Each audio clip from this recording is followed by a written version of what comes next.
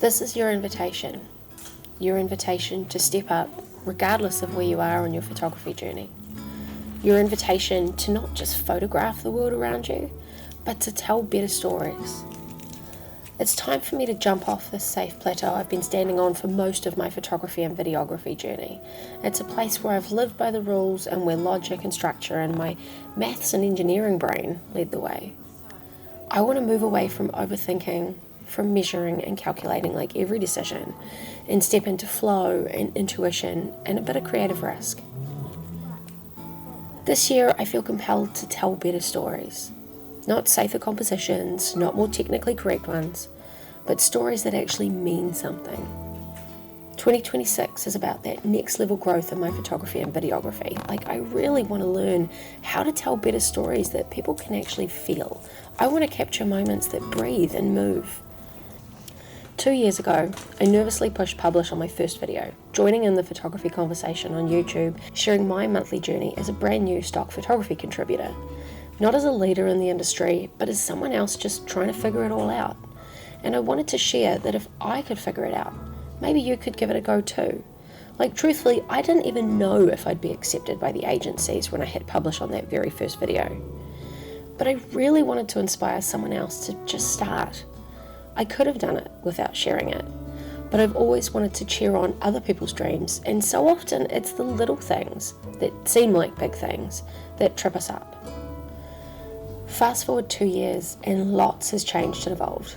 I've stepped into wedding photography, got married myself, have a new drone to play with, and while my technical skills have grown, there's still a huge journey to go on, which is one of the reasons that I love photography and videography.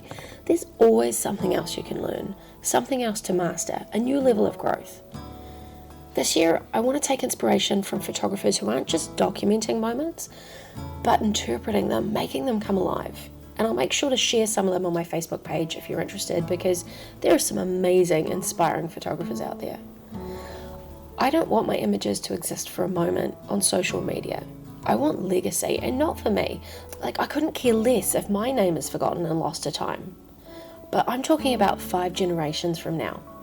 When someone pulls a photo album out of a dusty attic and they see faces that they never met, and yet they still feel deep in their bones the history, the love, and the strong family that came before them. And I don't know exactly how I'm going to get from here to there. When you're teaching something technical, there are rules. There's right and wrong. There are checklists and critiques, right? But finding your artistic voice, that's harder.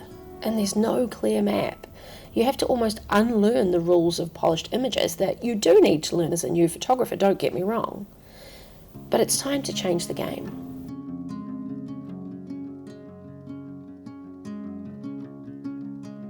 So what does that mean for you guys?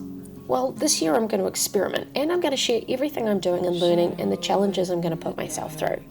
And regardless of what level you're at, I think there'll be fun experiments for you too, or maybe they'll just inspire you to create your own experiments to level up in whatever area that you want to get better in.